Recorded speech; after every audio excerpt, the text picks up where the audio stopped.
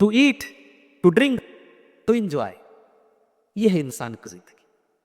اگر ہماری زندگی کا مقصد to eat, to drink, to enjoy ہے تو پھر ہمارے اور اینیملز کے بیچ میں فرق کیا ہے؟ ہمارے اور جانور کے بیچ میں فرق کیا ہے؟ ہماری زندگی اتنی سستی تو نہیں، اتنی حقیر تو نہیں کہ بس کھاؤ، کماؤ، انجوائے کرو، بس موج کرو، مستی کرو، یہی زندگی ہے.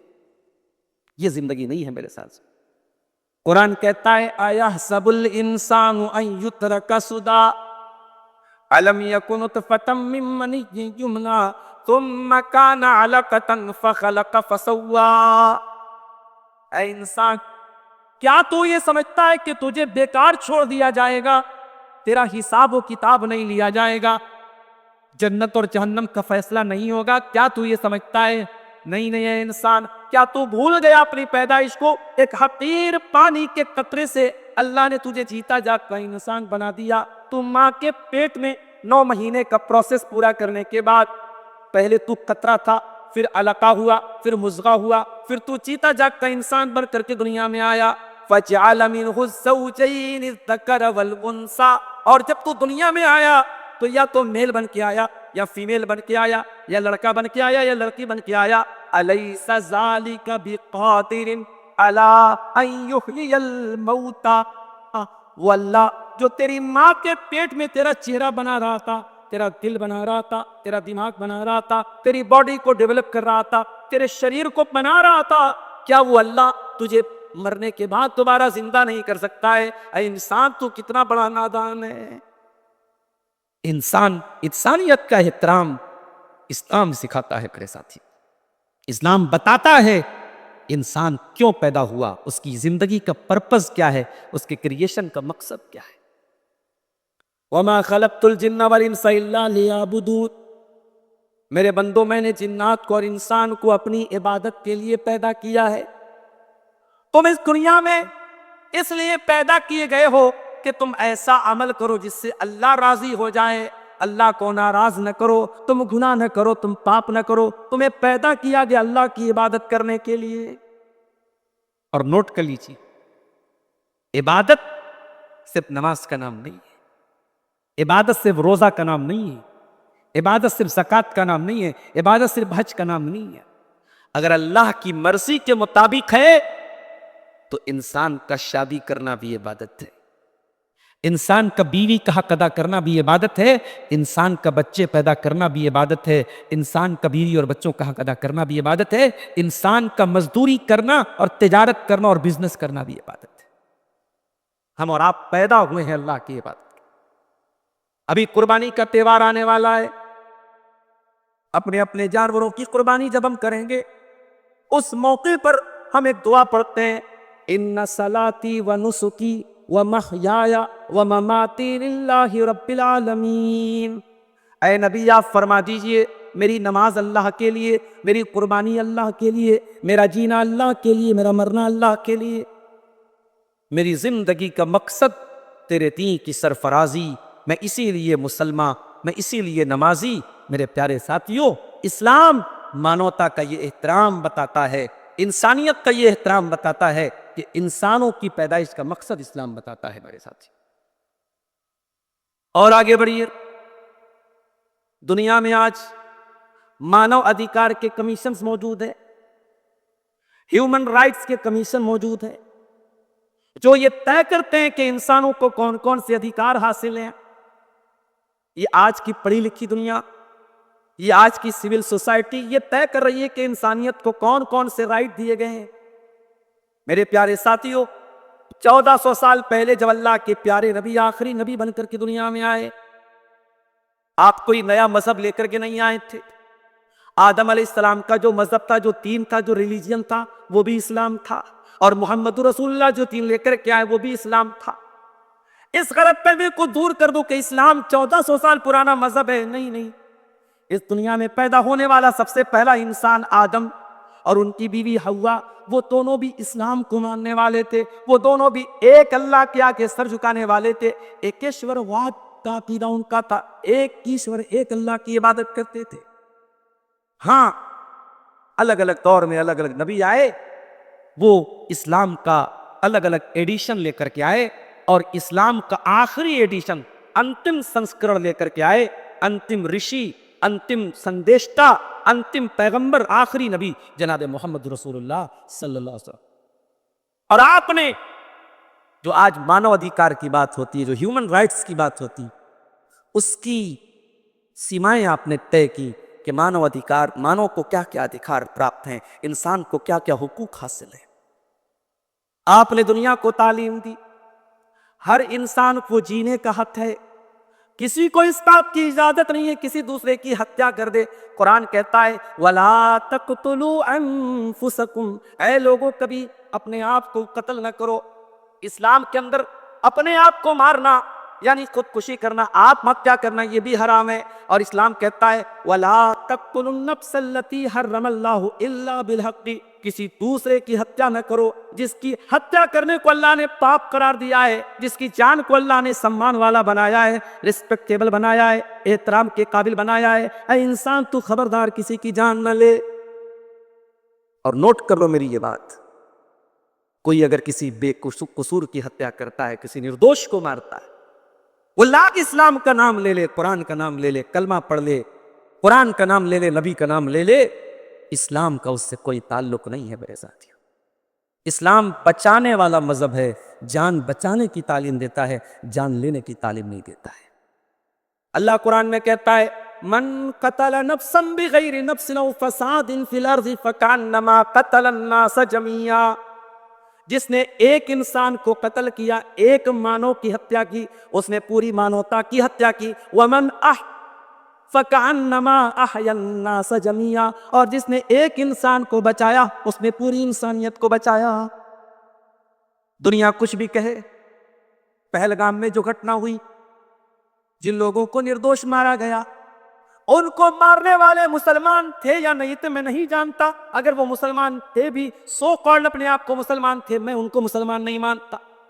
हाँ, मैं उस कश्मीरी को मुसलमान मानता हूं जिसने अपनी जान पे खेल करके उन टूरिस्टों को बचाने की कोशिश की थी, और बचाते बचाते उसने अपनी जान दे दी थी। उसने कुरान की सायत पर अमल किया था, वमन अहयाहा फकअन्नमा अहयन नास जमीआ, जो एक इंसान को बचा लेता उसने पूरी इंसानियत को बचा लिया। इंसान, इस्लाम जीने का अधिकार देता है। और आपको पता है आज दुनिया के बहुत सारे देशों में कोई किसी की हत्या कर दे तो उस पर जुर्माना लगता है, फाइन लगती है, सजा होती है, कैद होती है। इस्लाम ने क्या सजा तय की? इस्लाम कहता है अन्नफ्सु बिन नफ्सी, जान के बदले जान है। जिसने किसी को हत्या की है और हत्या का आरोप साबित हो गया और हत्यारा पकड़ा गया, तो इस्लाम ये कहता है, इस्लामी कानून के अंदर ये सजा है कि हत्यारे को भी कत्ल कर दिया जाए, हत्यारे को भी मार दिया जाए, ताकि आइंदा कोई कत्ल न हो। कुरान इसको किसास कहता है। और अल्लाह कहता है, क्या भाई माइक वाले, क्या बात है, आपका माइक बार बार क्यों फेल हो जा रहा है? पैसा वैसा नहीं चाहिए आप क्या? या हमसे कोई दुश्मनी है तो भी बता दो भाई। अबुल कलाम साहब की तकरीर में तो नहीं ये सब हो रहा था। कुछ अलग से पैसा ले लेना भाई, गड़बड़ मत करो। वलकुम फिल क़िसास हयातु या उलिल अलबाब, कुरान कहता है कि ऐ अक्लमंदो, ऐ जीनियस लोगो, तुमको जो क़िसास का हुक्म दिया गया, हत्यारे को मारने का जो हुक्म दिया गया, क्यों दिया गया? ताकि तुमको जिंदगी मिल जाए, तुमको जीवन दान मिल जाए। जिस समाज में हत्यारों को सदाए मौत दी जाएगी, उस समाज में कोई हत्या करने वाला बाकी नहीं बचेगा। 1400 साल पहले अरब की धरती पर वो दौर भी देखा गया कि बेटी पैदा होती थी, मां के पेट से बेटी पैदा होती थी, तो बेटी का बाप अपनी बेटी को कत्ल कर लेता था, अपनी औलाद को मार देता था। क्यों? ये औलाद जो पैदा हुई है, ये मेरे साथ खाएगी, मेरे प्रॉपर्टी में शरीक होगी, मेरा माल खाएगी। अपनी ही औलाद को लोग कत्ल कर देते थे। कुरान की आयत नाज़िल हुई, वला तक़्तुलू औलादकुम खशियत इमलाक, खबरदार अपनी औलाद को कत्ल न करना इस डर से कि वो क्या खाएगी। नहनु नर्ज़ुकुहुम व इय्याकुम, तुमको भी खिलाने वाले हम हैं, तुम्हारी औलाद को भी खिलाने वाले हम हैं। तुम कहीं ये मत समझना कि तुम रोजी देते हो, तुम खिलाते हो, तुम पिलाते हो। खबरदार अपनी औलाद को कत्ल मत करें। बेटियों को कत्ल करने वालों को इस्लाम ने पैगाम दिया, وَإِذَا الْمَوْءُودَةُ سُئِلَتْ بِأَيِّ ذَنبٍ قُتِلَتْ، قیامت کے دن جس لڑکی کو زمین میں زندہ گاڑ دیا گیا تھا، اس لڑکی کو بلایا جائے گا اور پوچھا جائے گا تیرے ماتا پتا نے، تیرے ماں باپ نے کس جرم کی سزا تجھ کو دی تھی، کیوں مارا تھا، تجھ کو کیوں قتل کیا تھا؟ جس سماج میں بیٹی کو کلنک مانا جاتا تھا، اسلام نے آ کر کے شکشا اور تعلیم دی، بیٹی کلنک نہیں ہے، بیٹی بوجھ نہیں ہے، بیٹی آپ کو جنت کا ٹکٹ دینے کے لیے آئی ہے۔ اللہ کے نبی فرماتے ہیں من آل جاریتین حتی تبلغا، جس نے 2 بیٹیوں کی پرورش کر لی، 2 بیٹیوں کو پالا، یہاں تک کہ وہ بیٹیاں جوان ہو گئیں، ان کی صحیح طریقے سے ان کی شادی کر دی، ان کی ذمہ داری ادا کر دی، اللہ کے نبی فرماتے ہیں کہ وہ آدمی جنت میں میرے ساتھ رہے گا جیسے یہ دونوں انگلیاں ایک دوسرے سے سٹی ہوئی ہیں۔ بیٹیوں کا باپ جنت میں اللہ کے نبی کے ساتھ جائے گا۔ یہ بیٹے کی پرورش پر اسلام نے یہ ریوارڈ دیا ہے، یہ بدلہ دیا ہے نا۔ میری پیاری ماں اور بہنوں، آج دنیا کہتی ہے اسلام نے عورت کے ساتھ بڑا اتیاچار کیا ہے، اسلام نے عورت کو بچہ پیدا کرنے کی مشین بنا دیا ہے۔ اور معاف کیجئے گا، کچھ ہمارے میڈیا والے، کچھ ہمارے بالی ووڈ کے فلم والے، انہوں نے بھی کچھ ایسی امیج بنا دی۔ اسلام کیا ہے؟ حلالہ۔ اسلام میں حلالہ کا حکم دیا گیا، شوہر نے بیوی کو طلاق دے دیا، طلاق طلاق طلاق، اور اس کے بعد فتویٰ یہ دیا جاتا ہے کہ حلالہ کرے گی عورت، اور اس کا سگا سسر اس کے ساتھ حلالہ کرتا ہے۔ اس طریقے کی مانسکتا بالی ووڈ کی فلموں نے دکھائی، جبکہ نہ طلاق کا ایسا کوئی کانسیپٹ اسلام میں ہے، نہ حلالہ کا کوئی ایسا کانسیپٹ اسلام۔ ابھی پٹنہ کے ایک ہمارے ڈرائیور صاحب ہیں، یادو جی ہیں، ہمارے ساتھ وہ آئے تھے کل جھارکھنڈ میں ایک پروگرام میں، راستے میں طلاق کی بات نکلی تو میں نے ان کو سمجھایا کہ بھئی پہلے یہ سمجھو کہ اسلام میں طلاق کا آپشن کیوں رکھا گیا۔ اسلام میں طلاق کا پورا ایک پروسیس ہے۔ اسلام یہ کہتا ہے کہ جب پتی پتنی کے بیچ میں، میاں بیوی کے بیچ میں جب نباہ کی کوئی صورت نہیں ہے، یہ طے ہو گیا کہ دونوں ساتھ میں نہیں رہ سکتے، لڑکی کے مائکے والے بھی بیٹھ گئے، لڑکے کے گھر والے بھی بیٹھ گئے، اور آپس میں ڈسکس ہو گیا، بات ہو گئی، اور یہ طے ہو گیا کہ لڑکا لڑکی ساتھ میں نہیں رہ سکتے، تو اب قرآن کہتا ہے کہ 1 طلاق دے گا لڑکا، شوہر اپنی بیوی کو 1 طلاق دے گا، اور 1 طلاق دینے کے بعد وہ عورت 3 پیریڈ آنے تک، 3 ماسک آنے تک، یا یہ کہہ لیجئے کہ 3 مہینے تک اسی شوہر کے گھر میں رہے گی۔ اگر اس 3 مہینے میں دونوں پتی پتنی کا، میاں بیوی کا دل پگھل جائے اور دونوں ساتھ میں رہنا شروع کر دیں تو کوئی بات نہیں، 1 طلاق کنسیڈر کر لی گئی۔ جو 3 طلاق کا آپشن ہے، 1 طلاق آپ کی لیپس ہو گئی، زندگی سے ختم ہو گئی، لیکن آپ میاں بیوی کی حیثیت سے رہ سکتے ہیں۔ اگر 3 مہینے کا پیریڈ ختم ہو گیا تو رشتہ ٹوٹ گیا، نکاح ختم ہو گیا، لیکن دوبارہ اگر میاں بیوی کی حیثیت سے رہنا چاہتے ہیں تو شوہر دوبارہ اسی عورت سے نکاح کر سکتا ہے۔ اور ان فیوچر، آئندہ پھر کبھی اگر میاں بیوی میں جھگڑا ہو گیا اور پھر ایک دوسرے کو سمجھانے کے سارے طریقے ناکام ہو گئے تو شریعت یہ کہتی ہے کہ اب دوسری طلاق کا آپشن شوہر استعمال کر سکتا ہے۔ 1 طلاق دے گا اور یہ اس کی زندگی میں دوسری طلاق ہوگی۔ جب وہ دوسری طلاق دے گا تو پھر 3 مہینے کا ٹائم اس کو ملے گا۔ 3 مہینے کے اندر اگر دونوں واپس اپنی زندگی کو نارمل کر لیتے ہیں تو بہت اچھی بات ہے، اگر نارمل نہیں کرتے ہیں، 3 مہینہ گزر جاتا ہے تو رشتہ ختم ہو جائے گا، لیکن دونوں دوبارہ میاں بیوی بننا چاہیں تو نیا نکاح کر سکتے ہیں۔ لیکن پھر تیسری طلاق کا جب آپشن آئے گا تو اب قرآن کہتا ہے کہ اب آپ نے سوچ سمجھ کر کے جتنا آپ کو مہلت ملنی تھی مہلت مل چکی، اب تیسری طلاق آپ کی بندوق کی آخری گولی ہے، اب اس کو بہت سوچ سمجھ کے استعمال کرنا ہے۔ اگر آپ نے تیسری طلاق دے دی تو قرآن کہتا ہے فَلَا تَحِلُّ لَهُ حَتَّى تَنْكِحَ زَوْجًا غَيْرَهُ، اب وہ عورت آپ کے لیے حلال نہیں ہو سکتی۔ ہاں، ایک آپشن یہ بن سکتا ہے کہ وہ عورت کسی اور مرد کے ساتھ اگر اس کا نکاح ہوتا ہے رضامندی کے ساتھ، پری پلان نہیں، پہلے سے طے کر کے نہیں، ایک رات کی شادی نہیں، اگر وہ عورت نارملی طریقے سے کسی دوسرے مرد سے نکاح کرتی ہے اور وہ مرد مر جاتا ہے یا کسی وجہ سے طلاق دے دیتا ہے تو اب پھر سے یہ دونوں میاں بیوی دوبارہ آپس میں نکاح کر سکتے ہیں۔ کیونکہ اسلام اتنا سخت کیوں ہے تیسری طلاق کے معاملے میں؟ کیونکہ ایک لمبا پروسیجر آپ گزار چکے ہیں، پوری مہلت آپ کو دی جا چکی ہے اور اب آپ کو مہلت نہیں ملے گی۔ ہم نے کیا کیا؟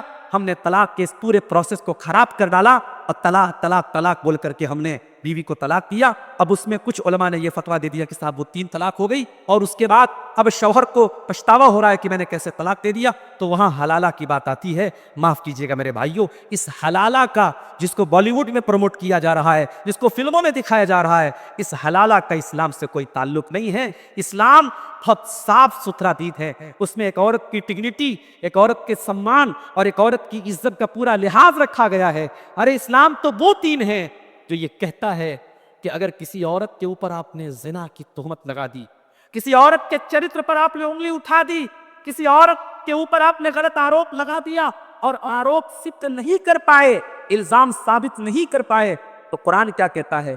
ان الذین یرمون المحصنات ثم لم یاتوا باربعۃ شہداء فاجلدوہم 80 جلدہ.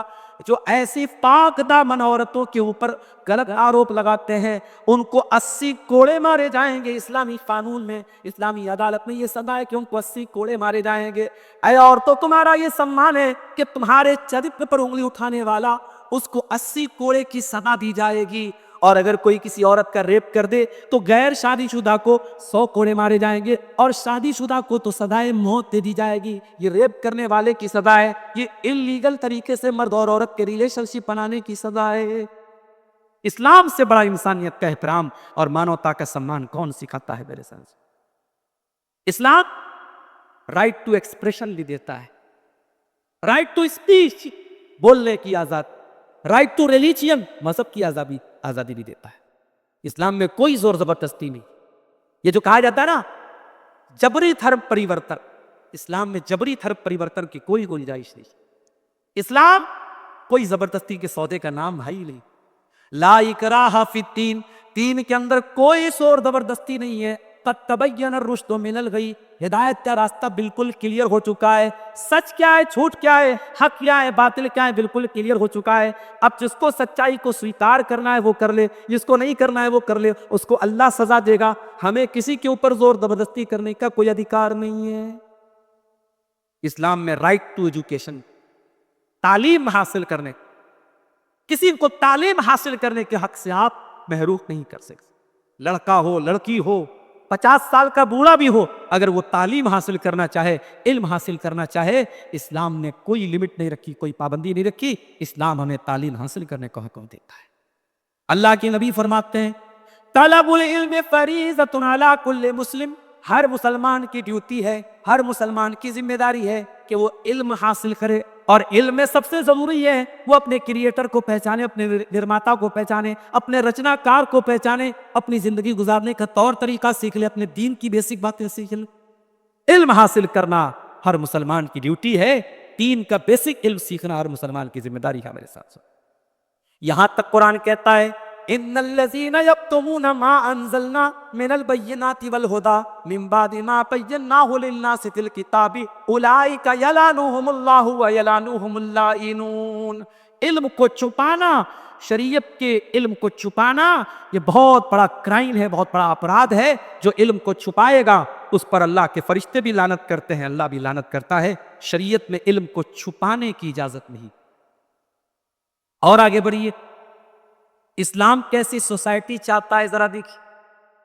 سورہ نساء کی آیت نمبر 36 میں اللہ فرماتا ہے وَاعْبُدُوا اللَّهَ وَلَا تُشْرِكُوا بِهِ شَيْئًا. میرے بندو، تم ایک اللہ کی عبادت کرو، اس کی اپاسنا کرو، اس کے سوا کسی اور کی عبادت نہ کرو. وَبِالْوَالِدَيْنِ إِحْسَانًا، اور اپنے ماں باپ کے ساتھ، اپنے ماتا پیتا کے ساتھ اچھا سلوک کرو. آپ سماج کے لیے بہت اچھے ہیں، اگر آپ اپنے ماں باپ کے لیے اچھے نہیں ہیں تو اسلام کہتا ہے کہ آپ اچھے نہیں. اپنے ماں باپ کے ساتھ اچھا سلوک کرو. کبھی ماں کی آنکھوں میں آنسو مت لاؤ، کبھی باپ کو مت رلاؤ، اپنے ماں باپ کے ساتھ اچھا سلوک کرو.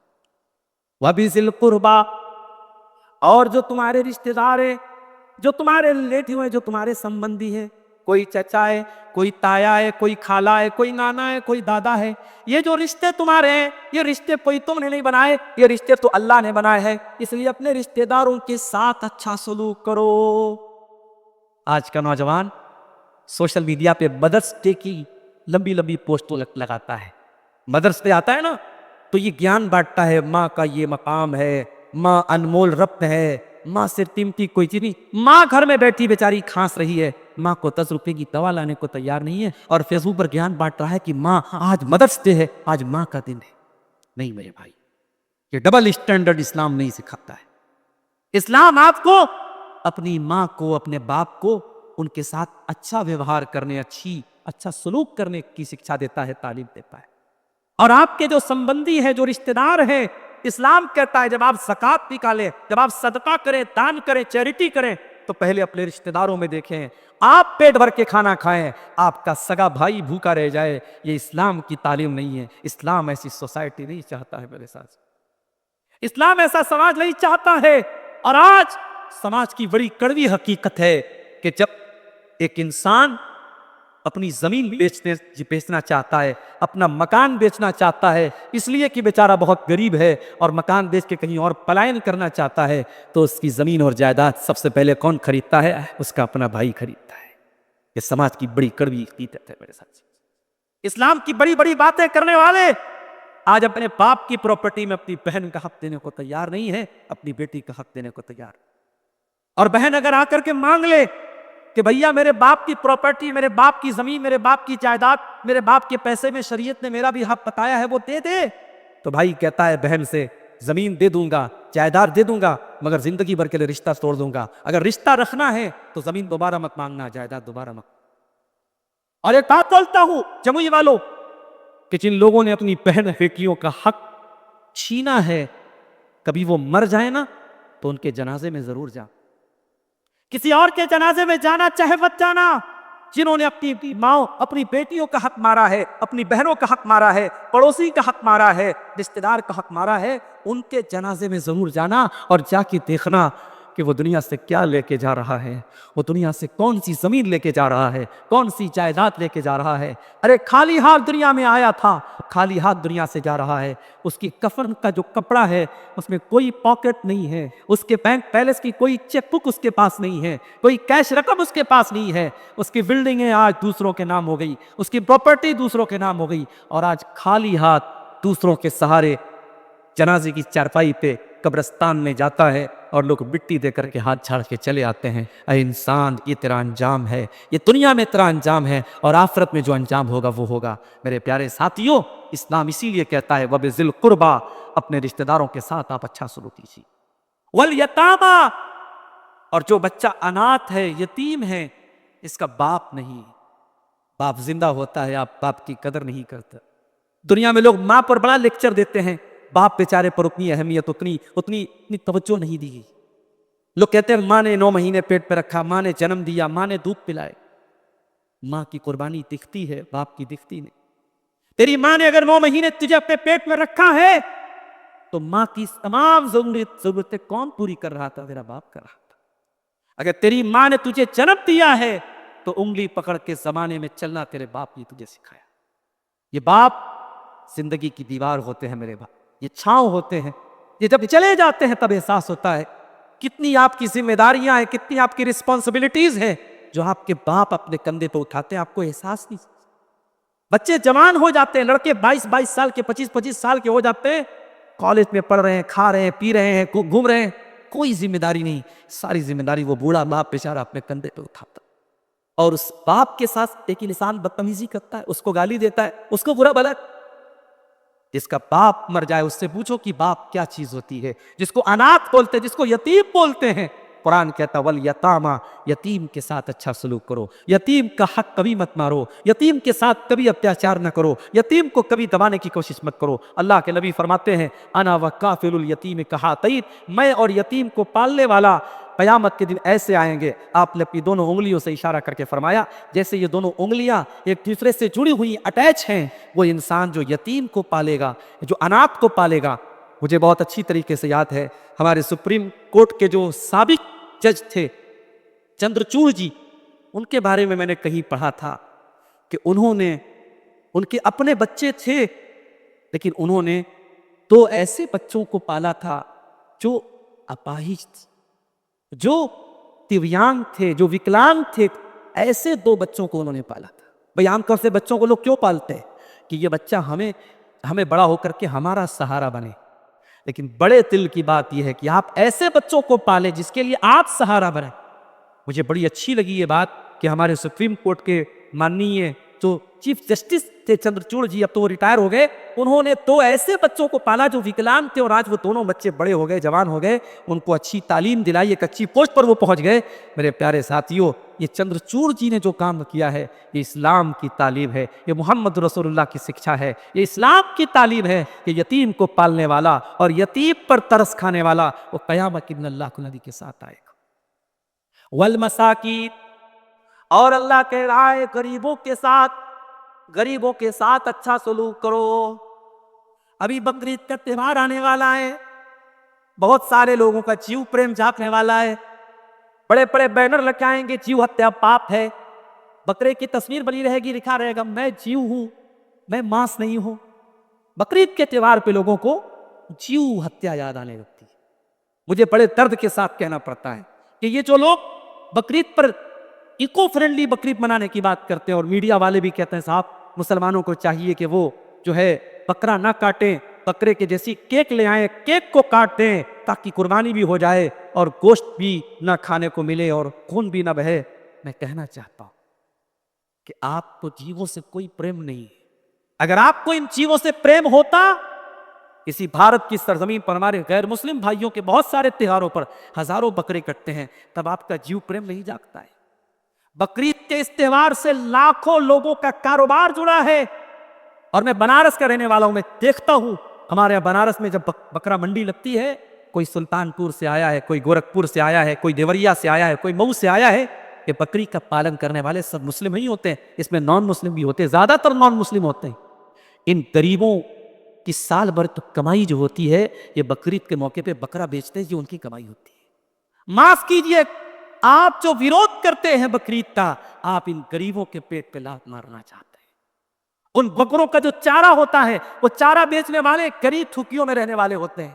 ان بکروں اور قربانی کے جانوروں کے قربانی کے بعد جو ان کا چمڑا ہوتا ہے، لیدر انڈسٹری پوری، اس میں ایک بڑی آبادی جڑی ہوئی ہے، اس میں غریب طبقہ بھی ہے۔ میرے پیارے ساتھیوں، اگر آپ غور کریں گے تو اکانومی کو گروتھ ملتی ہے قربانی کے تہوار سے، لیکن آج اپنے سوارتھوں کے لیے اور اپنے مطلب کے لیے اور اسلام کو بدنام کرنے کے لیے لوگ قربانی کا ویرود کرتے ہیں۔ یاد رکھیے میرے عزیزوں، میرے ساتھیوں، اسلام غریبوں کا ساتھ دینے کی بات کرتا ہے۔ والمساکین، جو سماج کا غریب طبقہ ہے، مسکین طبقہ ہے، جس کو کوئی نہیں پوچھتا، اسلام کہتا ہے اس کے سکھ دکھ میں کام آؤ، اس کی ضرورتوں میں کام آؤ۔ جو بیچارہ ہاتھ نہیں پھیلا سکتا لیکن ضرورت مند ہے، پتہ لگاؤ۔ ایسے بہت سارے لوگ آپ کو مل جائیں گے جو خوددار ہیں، دوسروں کے آگے ہاتھ نہیں پھیلاتے ہیں، اسلام کہتا ان کی مدد کرو۔ اور آگے بڑھیے، اسلام یہ کہتا ہے کہ کاسٹیزم کوئی چیز نہیں ہے، جات پات کوئی چیز نہیں ہے، ساری مانوتا ایک پریوار ہے۔ یا ایھا الناس انا خلقناکم من ذکر و انثی، اے انسانوں، ہم نے تم کو ایک ماتا پتا سے پیدا کیا ہے۔ وجعلناکم شعوبا وقبائل، ہاں تمہارے پروفیشن الگ الگ ہو سکتے ہیں، تمہارے سرنیم الگ الگ ہو سکتے ہیں، تمہاری برادریاں الگ الگ ہو سکتی ہیں، یہ برادری، یہ سرنیم، یہ ٹائٹل اس لیے ہیں لتعارفوا، تاکہ تم ایک دوسرے کو پہچان لو۔ کوئی سپیریئر نہیں ہے، کوئی اونچا نہیں۔ آج ہمارا بھارت اتنی ترقی کر رہا ہے، آج چاند پر ہم پہنچ گئے، مگر آج بھی بھارت میں آج دیکھیے جاتی واد کتنا گہرا ہے، کتنی اونچ نیچ کی کتنی بنیادیں موجود ہیں۔ ایک سماج کے نچلے سماج سے تعلق رکھنے والا، آج اس کی بارات نکلتی ہے، شادی ہوتی ہے، وہ گھوڑی پہ چڑھتا ہے تو دوسری برادری والا آ کے اس کو مارتا ہے کہ تجھے گھوڑی پہ چڑھنے کا حق، اپنی چارپائی پر بیٹھنے کا کہتا ہے تجھے میری چارپائی پر بیٹھنے کا حق نہیں۔ اس کا جھوٹا، جس برتن سے وہ منہ لگا لے، اس برتن سے پانی پینے کو تیار نہیں ہے۔ میرے پیارے ساتھیوں، اسلام 1400 سال پہلے اونچ نیچ کی ان تمام چیزوں کو مٹاتا ہے، اور اسلام کہتا ہے تمہیں ایک ماتا پیتا کی اولاد۔ اور یہ بات یاد رکھیے کہ بھارت کی دھرتی پر جو اسلام پھیلا ہے اور مسلمان جو آئے ہیں، اس میں بہت بڑا رول اس بات کا تھا، جب سمندر پہ عرب سے جب بزنس مین آئے اور جب بھارت کے لوگوں سے ان کا انٹریکشن ہوا، تو بھارت کے ان لوگوں نے جو دبے تھے، کچلے تھے، اور جن کے ساتھ برسوں سے، صدیوں سے اتیاچار ہو رہا تھا، انہوں نے دیکھا کہ یہ ایک ایسا مذہب ہے، ایک ایسا دھرم ہے جس میں کوئی اونچا کوئی نیچا نہیں ہے، جس میں کوئی اونچ نیچ نہیں ہے۔ یہ وہ چیز تھی جس نے ان کو اسلام کی طرف مائل کیا، اسلام کو سویکار کرنے کی طرف ان کو جھکایا، ان کا جھکاؤ، ان کا آکرشن ہوا اور بڑی تعداد میں لوگوں نے اسلام قبول کیا۔ میرے پیارے ساتھیوں، آج افسوس کے ساتھ کہنا پڑتا ہے آج مسلمانوں میں بھی کہیں کہیں کاسٹزم ہے۔ صاحب میں انصاری ہوں، یہ شیخ ہے، یہ خان ہے، یہ پٹھان ہے، میں اونچا ہوں، یہ نیچا ہوں۔ خبردار، اگر برادری پر آپ کو ناز ہے، اپنی کاسٹ پر ناز ہے، اکھاڑ کے پھینک دو۔ اسلام کا اس کاسٹزم سے کوئی تعلق نہیں ہے۔ اللہ کے نبی نے فرمایا ان اللہ قد اذهب عنکم طبیۃ الجاہلیہ، اللہ تعالیٰ نے دور جاہلیت کی نفرت کو ختم کر دیا۔ کوئی اپنے باپ دادا کا نام لے کے اہنکار نہ کرے، غرور نہ کرے، فخر نہ کرے۔ کلکم من آدم و آدم من تراب، تم سب آدم کی اولاد ہو اور آدم مٹی سے پیدا ہوئے ہیں۔ میرے نبی نے اپنے انتقال کے 2.5 مہینہ پہلے جو لیکچر دیا تھا، جو خطبہ دیا تھا عرفات کے میدان میں، جس میں آپ نے انسانیت کا چارٹر بنایا تھا، انسانیت کا پورا ایک روڈ میپ بنایا تھا، اس لیکچر میں آپ نے کہا تھا ایھا الناس کلکم من آدم و آدم من تراب، اے انسانوں تم آدم کی اولاد ہو، آدم مٹی سے پیدا ہوئے ہیں۔ اللہ کے نبی عرب کے رہنے والے تھے، آپ نے اعلان کیا لا فضل لعربی علی عربی، کوئی عرب کا رہنے والا یہ نہ سمجھے میں باہر کے رہنے والے سے سپیریئر ہوں، کوئی باہر کا رہنے والا یہ نہ سمجھے میں عرب کے رہنے والے سے اعلیٰ ہوں، کوئی گورا یہ نہ سمجھے میں کالے سے بہتر ہوں، کوئی کالا یہ نہ سمجھے میں گورے سے بہتر ہوں۔ ان اکرمکم عند اللہ اتقاکم، تمہارا مقام اللہ تعالیٰ کے یہاں اگر ہے تو تقوی کی بنیاد پر ہے۔ میرے بھائیوں، اسلام مانوتا کا سمان کرنے کی تعلیم دیتا ہے۔ کسی کا مال، کسی کا دھن ناجائز طریقے سے ہڑپنے کی اسلام میں اجازت نہیں کی۔ یہی جامتاڑا کا علاقہ آپ سے زیادہ دور نہیں ہے، سائبر کرائم میں اس علاقے کا بہت بڑا نام ہے۔ بالی ووڈ میں فلمیں بن رہی کہ جامتاڑا میں بڑی تعداد میں نوجوان سائبر کرائم کرتے ہیں۔ یاد رکھو، اگر ناجائز طریقے سے لوگوں کے مال کو چوری کیا جا رہا ہے اور چوری کرنے والا سو کالڈ اپنے آپ کو اگر مسلمان بھی کہتا ہے، اسلام کا اس سے کوئی تعلق نہیں ہے۔ ارے اسلام تو وہ دین ہے جو ہمیں یہ سکھاتا ہے وَلَا تَأْكُلُوا أَمْوَالَكُمْ بَيْنَكُمْ بِالْبَاطِلِ، خبردار کسی کا مال ناجائز طریقے سے مت کھاؤ۔ اسلام جوا کے ذریعے، سٹہ کے ذریعے، پیاز کے ذریعے پیسہ کمانے سے منع کرتا ہے۔ اسلام تجارت کرنے کا حکم دیتا ہے، اسلام محنت مزدوری کرنے کا حکم دیتا ہے، اسلام کسی کے آگے ہاتھ پھیلانے سے بھی منع کرتا ہے۔ اللہ کے نبی نے فرمایا کہ جو انسان طاقتور ہے اور پھر بھی دوسروں کے آگے ہاتھ پھیلاتا ہے، وہ قیامت کے دن اس حال میں آئے گا کہ اس کے چہرے پر گوشت نہیں ہوگا، اس کا چہرہ بالکل بے رونق ہوگا، اس کا چہرہ دیکھ کر کے سمجھ لیا جائے گا کہ یہ انسان یہ لوگوں سے بھیک مانگتا تھا، لوگوں کے آگے ہاتھ پھیلاتا تھا۔ اسلام بھیک مانگنے کی اور لوگوں کے سامنے ہاتھ پھیلانے کی تعلیم نہیں دیتا ہے۔ اللہ کے نبی کے دور میں ایک سماج تک غلام، مردوں کو غلام بنایا جاتا تھا، عورتوں کو لونڈی بنایا جاتا تھا۔ انسان بکتے تھے مارکیٹ میں، سامان کی طرح غلام بکتے تھے، عورتیں بکتی تھی، لونڈیاں بکتی تھی۔ اسلام نے دھیرے دھیرے غلامی کو ختم کیا۔ اسلام نے ہر چیز کی جو فائن لگائی گئی، جو جرمانہ لگایا گیا، جو پینالٹی لگائی گئی، کہا کہ یہ غلام آزاد ہو۔ مثال کے طور پہ اگر آپ نے قسم کھا لی اور قسم کسی وجہ سے توڑنی پڑ گئی، اسلام کہتا ہے غلام آزاد کر دو۔ اگر آپ نے رمضان میں روزے کی حالت میں جان بوجھ کر کے اگر آپ نے بیوی کے ساتھ اگر سمبند بنا لیا، اسلام کہتا ہے کہ آپ کو ایک غلام آزاد کرنا پڑے گا۔ اسلام میں بہت ساری چیزوں کی پینالٹی میں غلام آزاد کرنے کا حکم دیا۔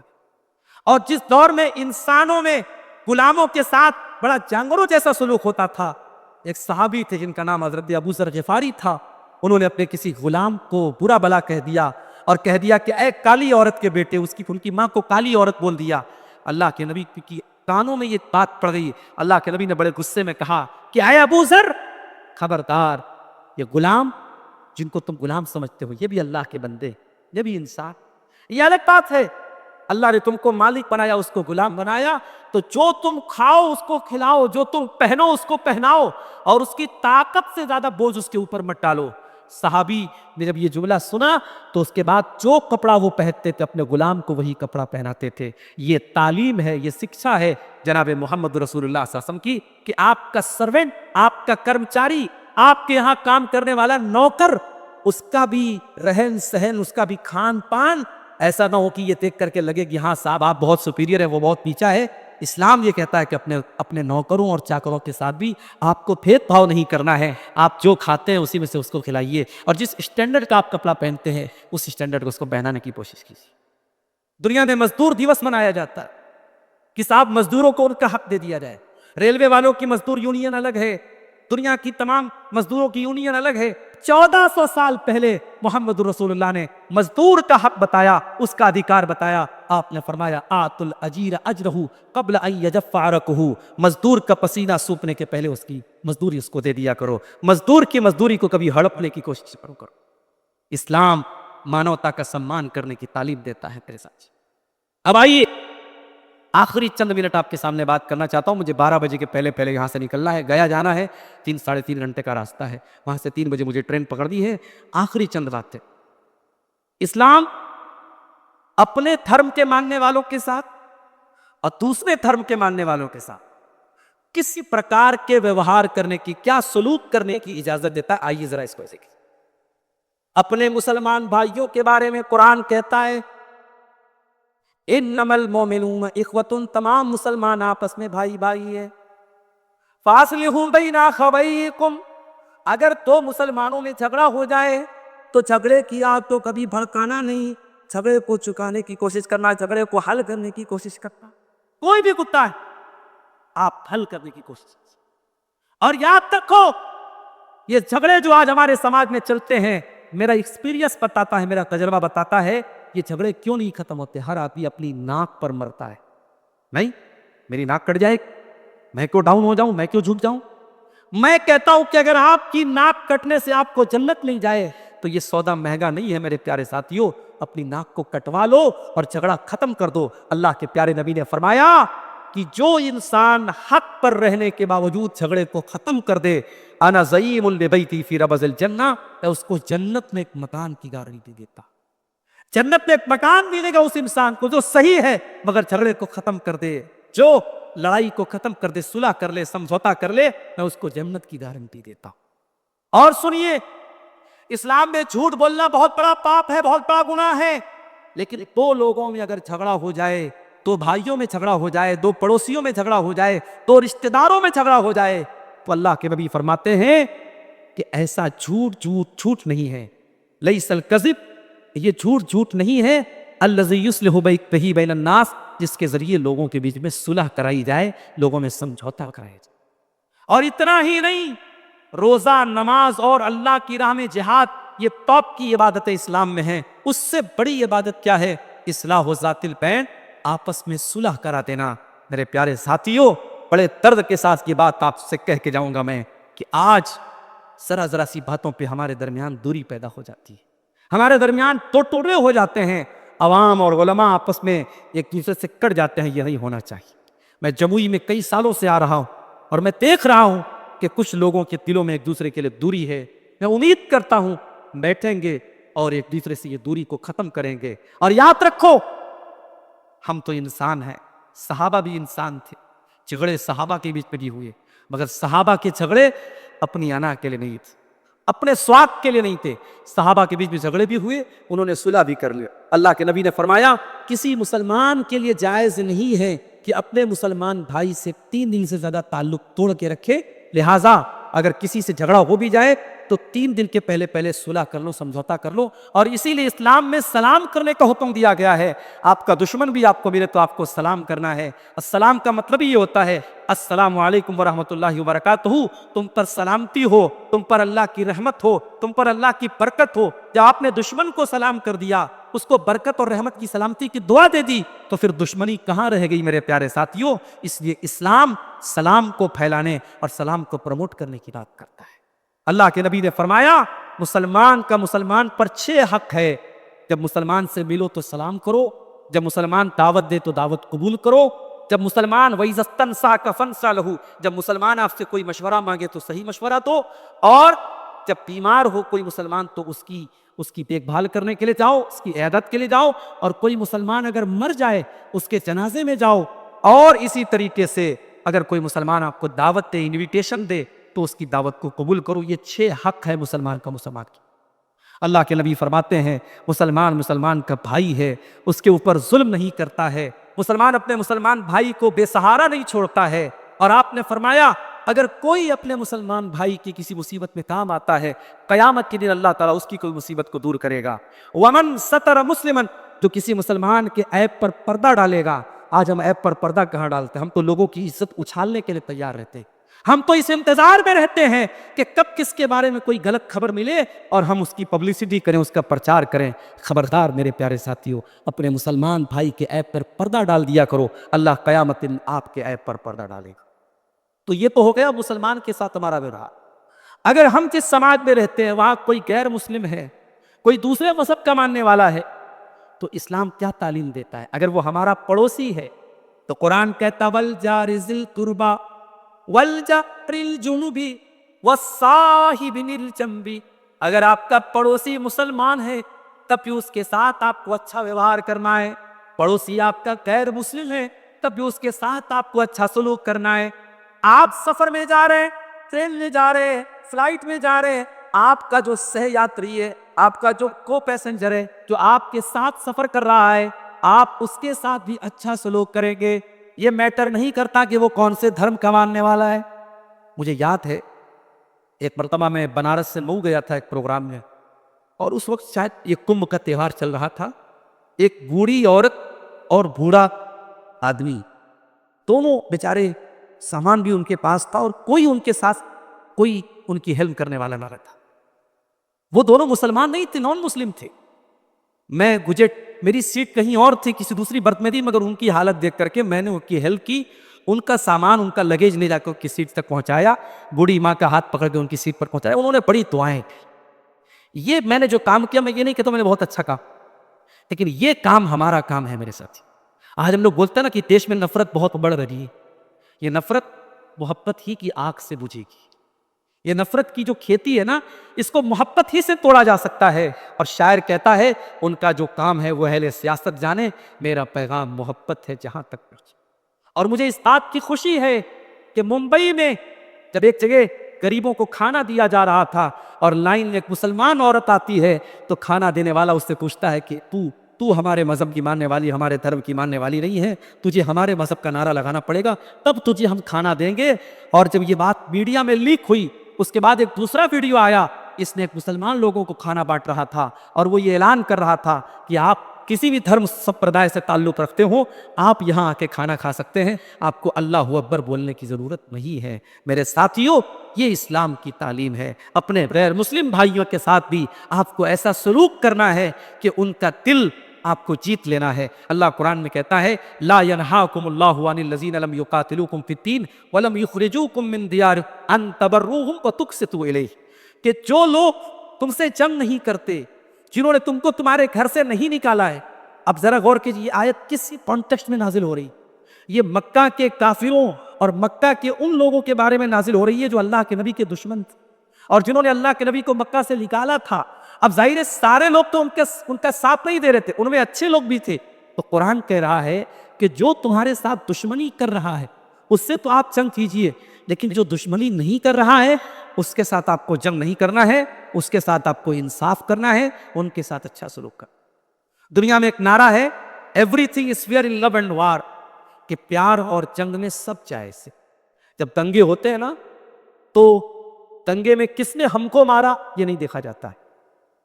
ایک مذہب والے دوسرے مذہب کو مارتے ہیں، دوسرے مذہب والے پہلے مذہب کو مارتے ہیں، دھرم کی بنیاد پہ اور جات کی بنیاد پہ یہ دنگے ہوتے ہیں۔